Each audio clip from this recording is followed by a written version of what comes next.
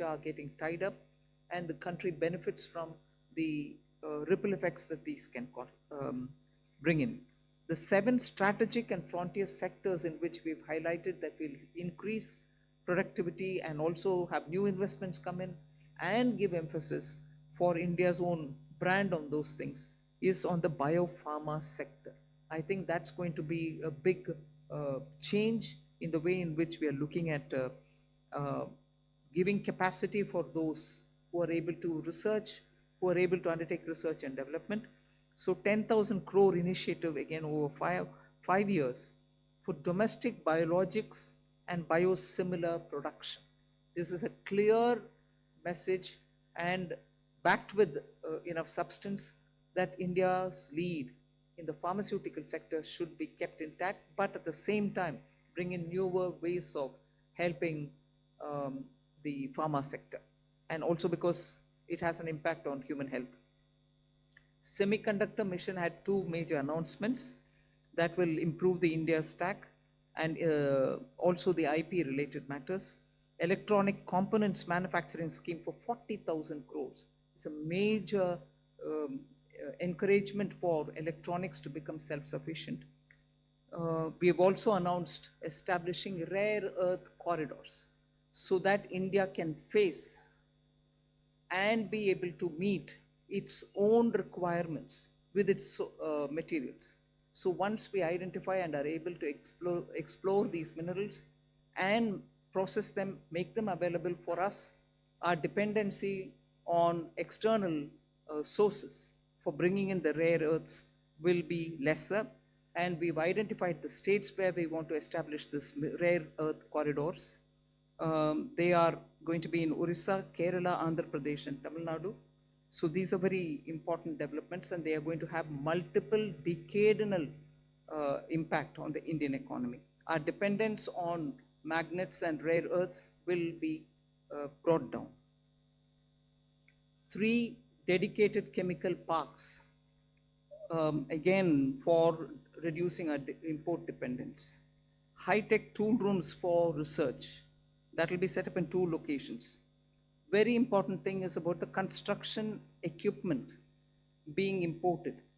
That could be for building tunnels or metros or high energy and also heavy duty equipments which we are relying on imports. We want to manufacture them in India, and that is why I said, how does it affect a common man? It affects because firefighters today have novel, new, big ticket and small, very small firefighting tools and weapons or equipments. We don't have them in this country. That's why if there is a fire accident in some very congested area, our equipments are not able to reach those points. Whereas there are equipments which today are produced abroad, which can navigate those small corridors and go save people's lives. Whether they or huge ones, all of which we want to make sure that we will have production in this country itself, whether they are tunnel boring or anything else, from small to big, we want to bring in those very impactful infrastructure into India. So we'll support domestic manufacturing. Then container manufacturing is another which we'll support. I think I've gone in detail talking about the textile support in various forms. One very important announcement was made, Mahatma Gandhi Gram Swaraj initiative, which will make sure khadi, handloom, handicrafts will all be brought in, and one district, one product will all be brought in this initiative, and we'll be able to support rural artisans, rural workers, and handloom weavers in those areas. Legacy industrial corridors have got saturated. Manufacturing happening there is now very constricted because they are not able to bring in newer robotics and others. So we want to upgrade these legacy industrial clusters so that they become cost competitive and efficiency comes into these places. Even more important is the champion MSMEs, small and medium industries, entrepreneurs, MSMEs, who are going to be given all the support, and 3-pronged approach is being taken up there. We are giving equity support, we are giving also liquidity support, above all, professional support for them so that MSMEs, the equity support is supported by a 10,000 crore SME fund, growth fund.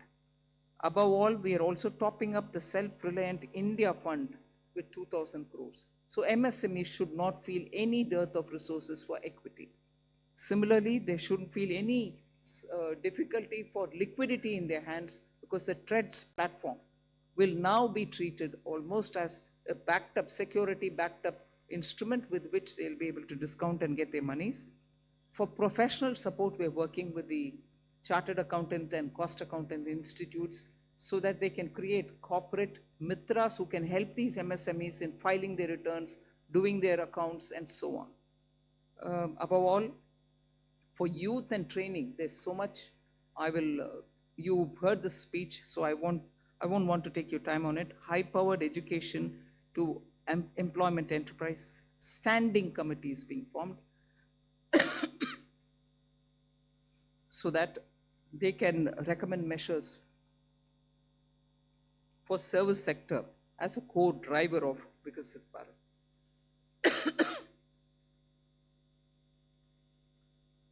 Part B concentrated a lot on tax and related concessions that are being offered. More importantly is the process simplification which has been announced. So elaborate measures have been taken. You will be able to also seek clarification if you want. New export opportunities for fishermen who can go into the economic India's zones, high seas, and also assess and access the global markets. The one very touching, and I really was moved by this proposal, is where we have identified 17 drugs or medicines which are going to be basic custom duty exempt, which are important for cancer patients. Similarly, 7 more rare diseases are added to the import exemption list of the import duties. Baggage clearance and personal items which you bring in when you travel are all being given enhanced duty-free allowance. Besides that, there are quite a few direct tax and indirect tax proposals. Decriminalizing the penalty proceedings and support to the IT sector are some of the high points. As an opening remark, I'll conclude here. I'm sure you'll be able to ask questions and seek clarification. Thank you for coming. Thank you, ma'am. I'll start this question, taking the questions. First question is 17. 17. Good afternoon, ma'am. Shishir here from Hindu Business Line. Ma'am, my question is that under the miscellaneous capital receipt, the provision is 80,000 crore rupees. And last year, the provision was 47,000 crore, which has been reduced to 37,000 crore rupees now. Does this mean that there will be more equity monetization this year, or there will be more focus on the asset monetization of CPSEs?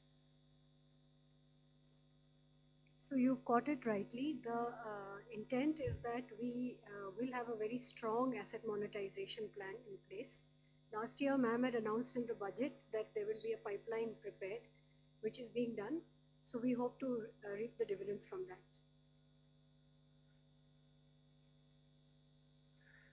238. Ma'am, Timsi Jaipuria, this side from CNBC TV 18. I just wanted to know the rationale behind the hike in STT in futures and options.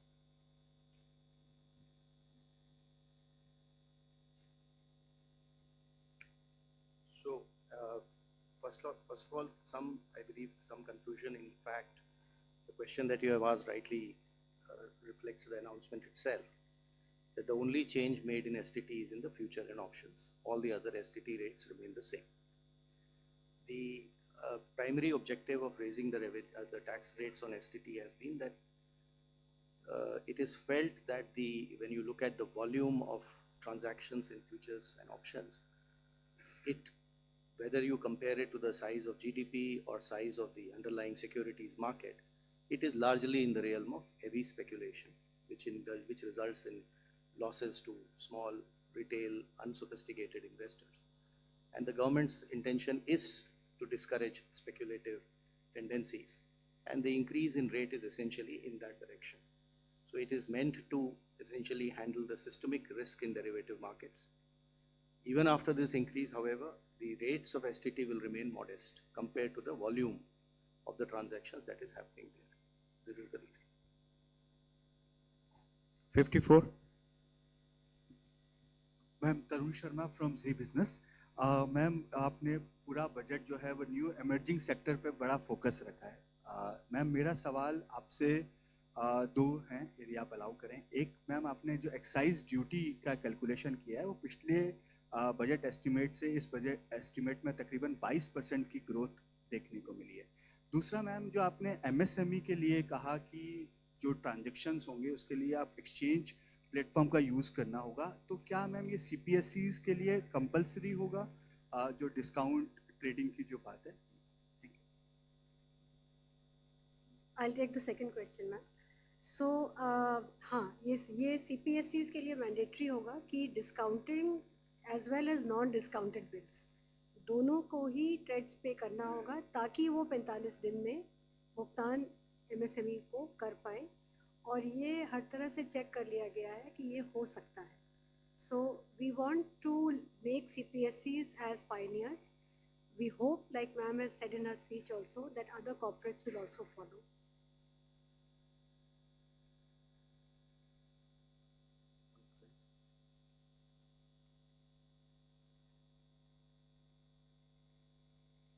Increased by 22% from last year B to this year. Because there is from 1st of February, all the tobacco products have come back into excise, and all those revenues will account for the increase of the next year.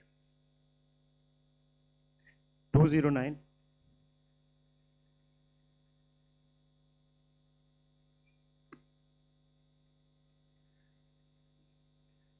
Ma'am, Prakash Predashi from ET now. The budget has announced restructuring of PFC and REC. What will this restructuring look like? And does this also mean that these NBFC will be merged going forward?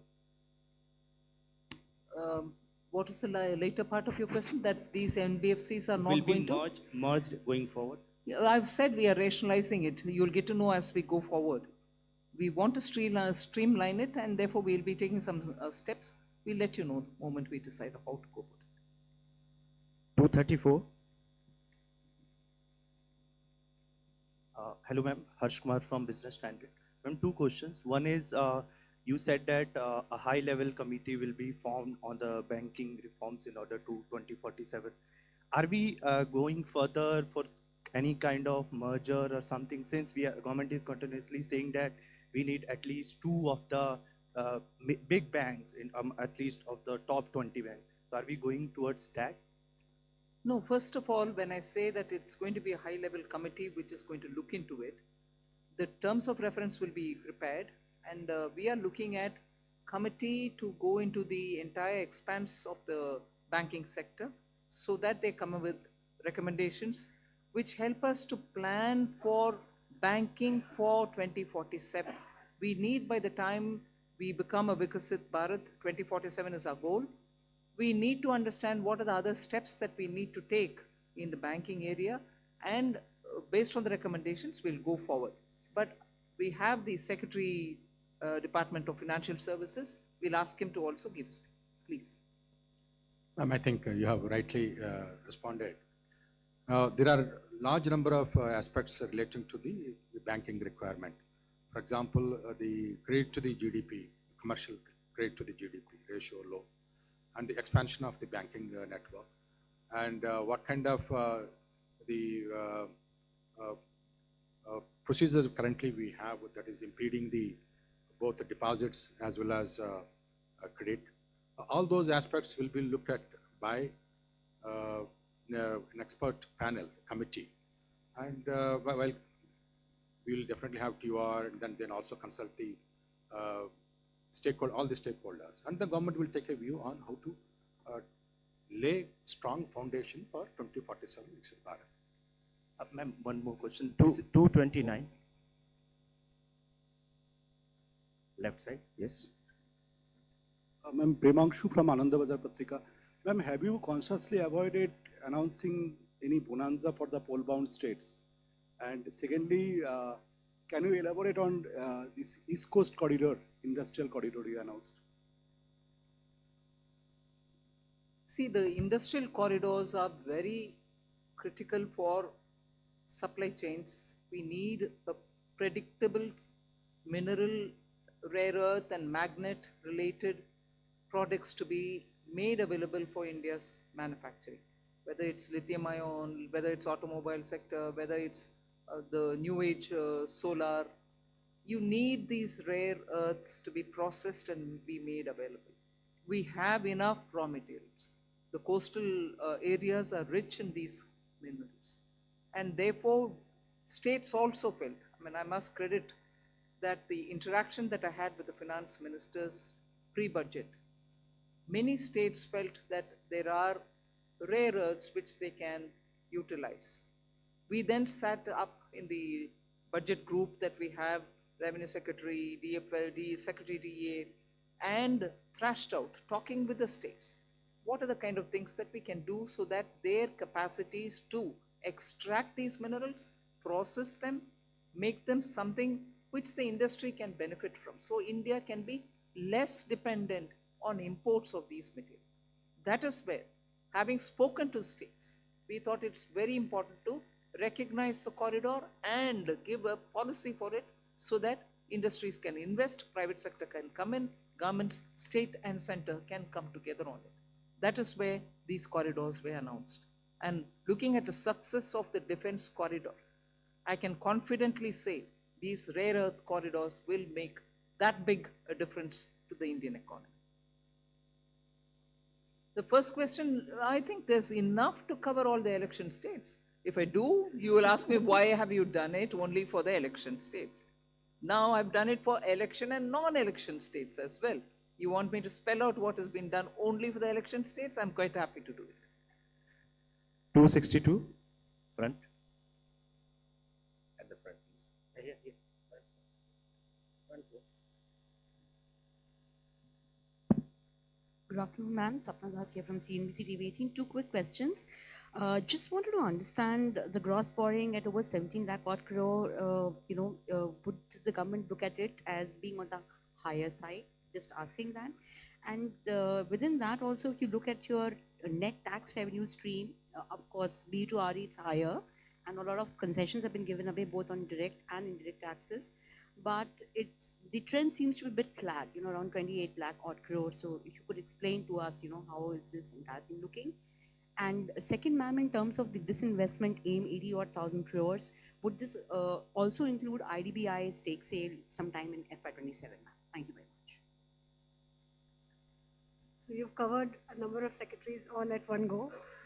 So on the borrowings, no, we don't think it's on the higher side because the net market borrowings are in the range of 11.73, which is been plus around that number for the last couple of years. The larger number is because we have 5.5 lakh crores which have to be repaid this year. So to that extent, we don't think that it's a large number. We have a plan how to manage this.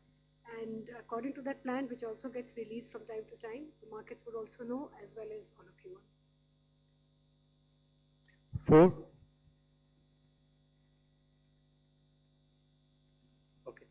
So on the tax stream, because of some concessions that were given this year, there has been some course correction. But if you look at the next year, the direct tax is growing at 11.4% and continues to be 3.1% of the GDP. The total collection would be 6.9%.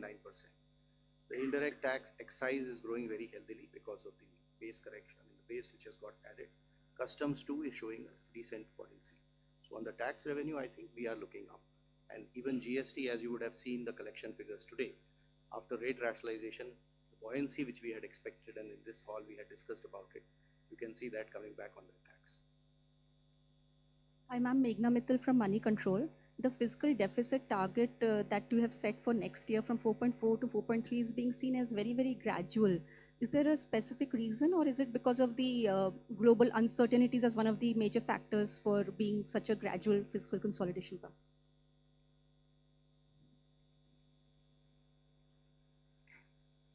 I would have thought you'll appreciate it being gradual. Because particularly fiscal, drastic changes don't go down well. One or the other section gets hurt. We will have to be gradual, but yet keep it well within that band which gives confidence, and to show that we care for fiscal prudent management. There's no point in me dropping it to, let's say, 4.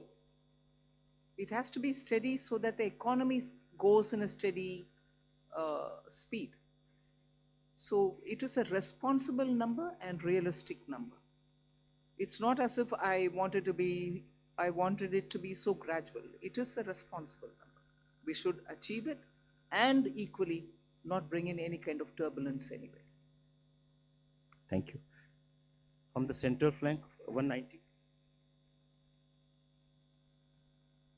Thank you, and congratulations on a very comprehensive budget.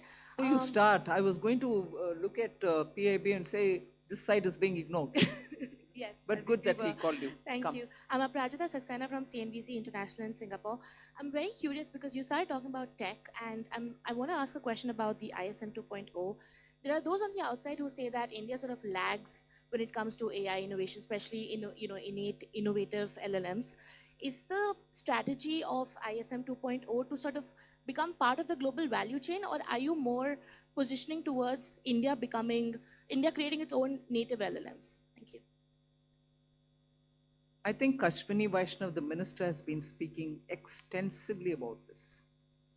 There are several aspects of it. We want to be sure that in the semiconductor domain, we have every expertise for all those 5 major chip or modeling or the infrastructure, design, every aspect of it. So he is talking about creating capacities within the country to be able to have that kind of a infrastructure well laid out within the country. And similarly, if you're looking at the way in which our startups are working, using AI, and very clearly we have also shown a path that it is not just the large language models, but also smaller ones, medium-sized ones, which can serve the requirement of your economy. So AI in India, particularly when you have a huge demographic dividend, will have to give us results to ensure that our people have work, and also the opportunities are going to be enticing enough for the youth. It cannot replace human efforts. So we are at the same time redefining for ourselves, if I may use that expression, on how to use AI, what is the capacity that we have to create, the kind of infrastructure that we have to lay in the ground for it. Equally, the products which come out of it will have to benefit our people, because our youth are revving to do more and new. For them to do something new and for them to do something more, we have to create benefits out of AI rather than push along with AI unthinkingly that it doesn't serve our people. So I think these many different factors play in making a decision on semiconductor. And that is why ISM 2.0 looks into these aspects as well. And I'll ask the CEA to speak a bit on it, because he spent a lot of time so that he could write effectively capturing what's happening down. Ananta, you want to say anything on it? Actually, we have to see the semiconductor mission and the announcements related to the rare earth corridor, which ma'am talked about a few minutes ago. All of them as part of the framework that we presented a couple of days ago here on the strategic resilience part.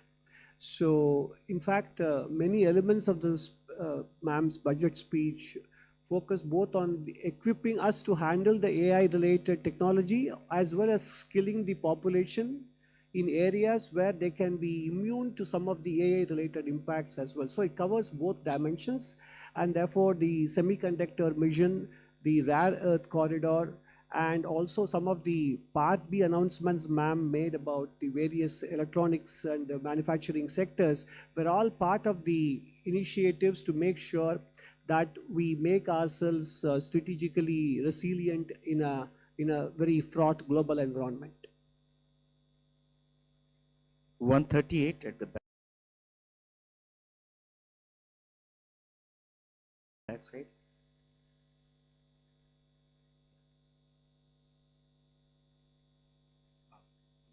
I'm Rishabh with NDTV Profit.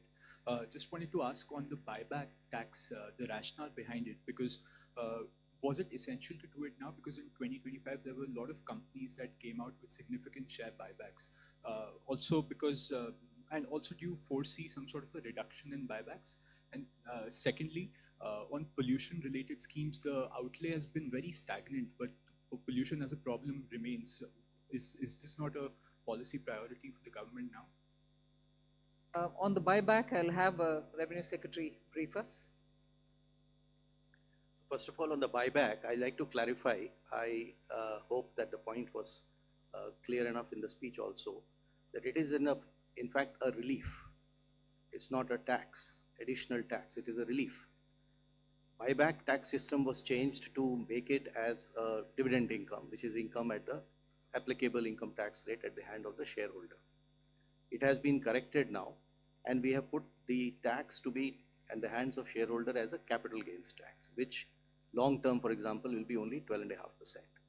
So there is a correction and a relief which has been given to the shareholders. All that has been done is, the whole objective of doing that change at that time was misuse of a tax arbitrage by promoters. So the change made for promoter is that additional buyback tax on them, which again keeps things status quo for them. So even today, the marginal rate at which they would have been paying the tax as a dividend, which is at their respective income tax rates, we have kept it at 30 and 22. If it is a corporate, 22. If it is an individual, 30. So as far as promoters is concerned, it is status quo.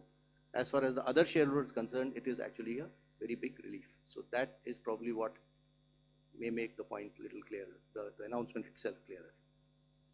76 at the front side.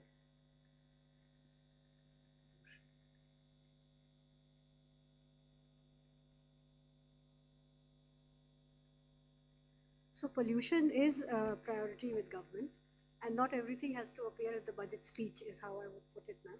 So we are working with many state governments on projects related to air pollution, even water pollution. There is a significant budgetary outlay on sewage control as well as drainage. And as it was noted, you would have seen the Finance Commission recommendations also. A large portion of the Finance Commission grants to the local bodies, urban and rural, is tied to water and sanitation, particularly I would say sanitation. So pollution of all kinds remains a top priority, and there are different ways in which we are trying to tackle it. Hello, ma'am. Ma'am, I am Monica from Business Standard. Ma'am, I have two questions. Ma'am, I have two questions with regard to customs.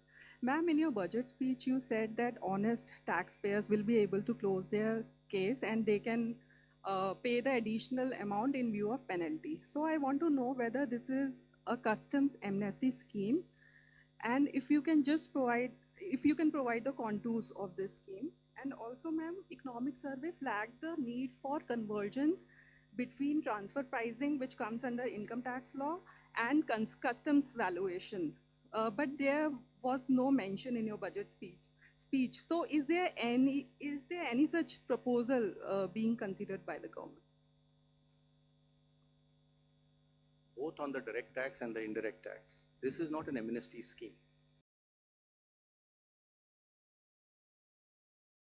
This is essentially an offer given to the honest taxpayer who would otherwise, when he gets to know that he has to pay the duty, he will like to pay it. But because our laws require him to also pay a penalty on that, the negative connotation associated with being penalized, which he has to obviously disclose at some point of time, does create a situation for him or an incentive for him to rather dispute the duty, even though he may not want to do it. So the window that we are giving to the taxpayer is that you will, if you are willing to pay your tax or whatever is the duty, instead of penalty, that same amount you can pay in the form of an additional amount. So it will not be either a relief or an amnesty. At the same time, this amount that you pay will not be treated as a amount which you have paid as a penalty, and therefore that negative connotation will go away. You may have seen that there is another announcement of a similar nature on the income tax side, where when it comes to the cases of underreporting today, there is a provision under which you have to pay tax, interest on tax, and a 50% penalty. If you are willing to accept the demand and not go on appeal, you need not pay the penalty of 50%. You can go ahead and pay your tax and interest, and the matter is closed. What we have done is expanded this window and included even misreporting cases, where penalty is otherwise 200%. But there again, we are telling him that you can settle it by paying the tax, the interest on tax, and this 200% get reduced by half. You pay 100% as an additional income tax. The idea here is that if you are an honest taxpayer, accept the fact that you have to pay the duty. We will not like to brand you by using the word like penalty. That is these two windows are essentially meant to take care of those situations, which is why reference to an honest taxpayer.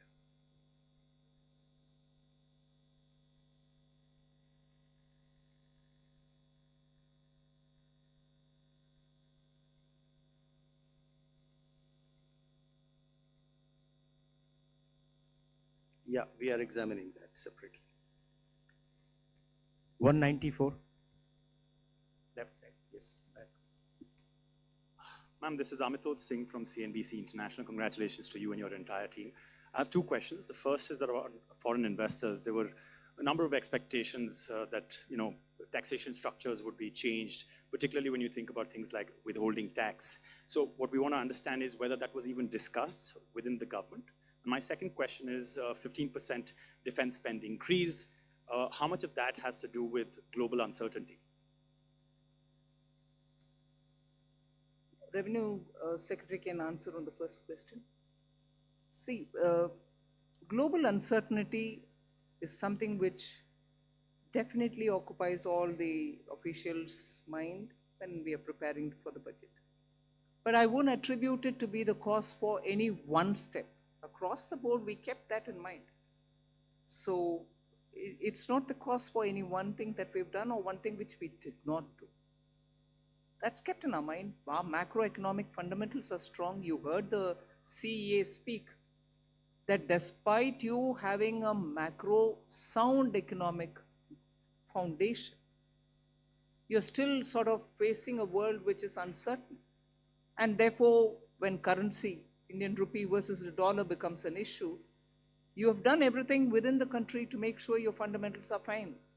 But the uncertainty globally is affecting on many grounds, and we are seized of it for everything that we do, not for one particular thing, but ours. Yeah, I think today we need to look at what has been announced in the budget. So we would rather focus on that, because there would obviously be many of the issues which would be discussed and deliberated. But what has come out for you before in the budget is what is there, and we should probably focus on that. And if you saw that there are many announcements, especially which are addressing the needs for attracting investment in India, bringing more certainty, both for the residents who interact with their related parties, as well as for the non-residents who otherwise do business here. There's a whole host of those announcements. You would appreciate that what, for example, has been done in IT services is a change which is completely, and it's a fully comprehensive change, which practically will take care of just about 30 companies need to now sign APAs. The rest, all 11,000 odd, will be covered under one or the other system of certainty of taxation, either through safe harbor rules or through the APA agreements. So this has been a major change. In specific sectors where we felt that the residents needed certainty, we have provided that, whether it is in the data center, whether it is in manufacturing, electronics, even for the expats, if they are going to stay here, the experts, for a longer time. On the data center, I just thought I'll take this opportunity to clarify, because there was some speculation about what has been done. The thought process in this is that a global entity which is providing kind of cloud-based data services uses data centers all over the world to provide services to the customers. So it is very difficult to connect one-on-one as to which data center has resulted in what type of revenue. So the international entity of this nature would like to set up data services centers in India. which is a net economic plus for us because it adds to that scale and level of economic activities. It has strategic purpose too. So the arrangement we have done is, just because that entity will set up data service centers and will use this as one of the many to provide services globally, should not become a cause of uncertainty for it that its global income will get taxed here. So that is the certainty which we are giving to it. Quite naturally, the data service center, which is located in India, will be taxed depending on the way it is positioned. And that entity will be selling its services to customers in India through a reseller entity, which again gets taxed. What we are excluding from taxation is this global entity, which is essentially doing cloud-based services, using data services centers across. And we do not want it to be deterred from enhancing its business footprint in India to provide such global services. I'll just come in to add to that point on foreign investors, to point out 1 or 2 points on the Part A side also, which are important. One is that this was this ask from AIFs for a very long time, that most AIFs in our country are formed as trusts. Their request had been for a pretty long time to consider if the LLP Act can be modified and amended to align it with the functional requirements of AIFs. That has been announced today, which is a very big move forward, as it will allow them to, the amendments are going to be of such a nature that by becoming LLPs, first of all, the liability will get limited. And then there are going to be amendments which will also allow for document filing, rationalize for entry and exit of partners, and similar such things to make it easy for the AIF partners. So that's one of the announcements today. The other was the announcement on the PROIs and the relaxations given therein of how much they can invest in a company individually and together. So those limits have been significantly enhanced, and all of it has been rationalized in line with OCIs and NRIs. Other than that, the FEM NDI rules, we intend to review it for 2 things. One is, again, we are continuously in touch with investors. There are asks over there. So instead of doing it one by one, this shows the intent of the government to actually reach out and address the world which is interested in investing in India and make it easy for them to do so. 214. Ma'am, मैं आलोक प्रियदर्शी हूँ CNBC हवाई से। Ma'am, मेरा सवाल यही है कि जो सवाल STT से रिलेटेड है, सिक्योरिटी ट्रांजैक्शन टैक्स से, मैम यहाँ पे मैम जो पॉलिसी है फ्यूचर एंड ऑप्शन को लेकर सरकार की क्या पॉलिसी है, थोड़ा सा स्पष्ट करें। और दूसरा कि जो STT बढ़ाया गया है, बहुत ही जैसे रेवेन्यू सर ने कहा कि बहुत मामूली बढ़ोतरी की गई है, तो क्या इससे जो सरकार की पॉलिसी कि रिटेल इन्वेस्टर्स को ऐसे जो बहुत हाई रिस्क की इंस्ट्रूमेंट है उनमें निवेश से एक तरह से कॉशन करने की पॉलिसी है, तो क्या इससे ये मकसद हासिल होता है क्या? I'll ask the Revenue Secretary to go into the details, but आपका विषय जो मकसद के ऊपर बात कर रहे हैं ना, मैं पिछले बजट के समय में भी इसका एक्सप्लेन भी की. We are touching only the futures and options. STT otherwise बाकी सब का ट्रांजैक्शन के ऊपर कोई नहीं किया. मगर जहाँ स्पेकुलेशन, हिंदी में सट्टा बोलते हैं, स्पेकुलेशन ज़्यादा और समटाइम्स हाईली रिस्की, क्योंकि हमें मैसेज आता है लोगों से कि इधर बहुत लॉस भी फेस कर रहे हैं लोग जिनके हाथ में इतना एक्स्ट्रा पैसा भी नहीं है जिससे वो स्पेकुलेट कर सकते हैं. So this nominal increase is purely aimed at high speculation, only to deter them. मकसद बोल रहे हैं, हाँ, उनको थोड़ा डिस्करेज करने के लिए. हम इसके खिलाफ नहीं है, ज़रूर एक्टिविटी जो होता है उसका रेस्पेक्ट करते हैं, मगर इतने लॉस और इतने छोटे छोटे लोग का लॉस को सरकार देखकर कैसे आप चुप रह सकते हो? डिटर करो थोड़ा उसको पीछे हटने के लिए, बस उतना ही. So the tax is only one element of the kind of supplementing or supporting that policy, which is what I explained before. In as far as the rest of what and how this market has to be regulated is probably for the market regulator to respond better on that aspect. 67 from the center. I'm Pallavi from CNN News 18. Little political question because the reactions are coming in from the opposition parties. Rahul Gandhi specifically says that the budget has failed to go in for a course correction. and that it not address the real concerns of the country. With due respects, I don't know what course correction he is referring to. Economy and its fundamentals are strong. Global uncertainty is facing many of our sectors for whom we have brought in so many different schemes for those small and medium enterprises, for textiles, for leather, for shoe uppers, for people who are working in the rural areas, schemes for benefiting them, for even the farmer and value addition, for women entrepreneurs who are chote groups, self-help entrepreneurs, the marts that we've come up with. These are ways in which we are reaching out to the common small people to make sure that they don't have to face, big changes in their life because of any volatility coming from outside. They could be contributing to exporting small things, but different uncertainties can affect them equally. Many of them have been shown as successful because you see when you go there, Lakpati Didis is a fantastic difference made to women in the rural areas. Now we're bringing them together to sell their wares.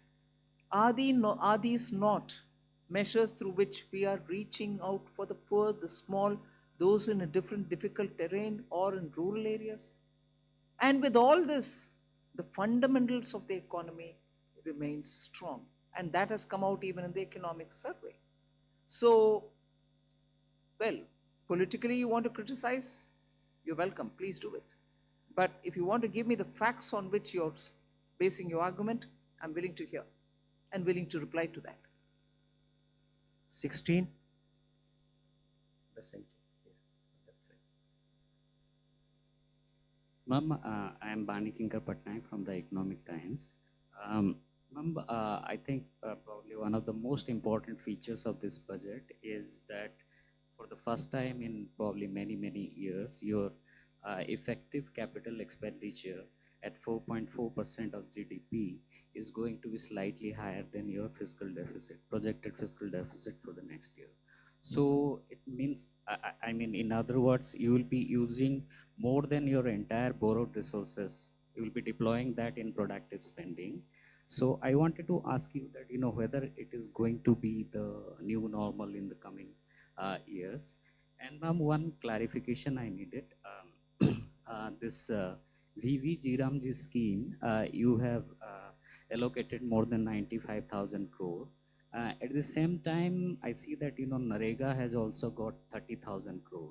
So is it going to be on top of that, or because Jiramji scheme is supposed to replace this Narega scheme? I'll ask the Expenditure Secretary to respond on that. On the new scheme, the Jiramji,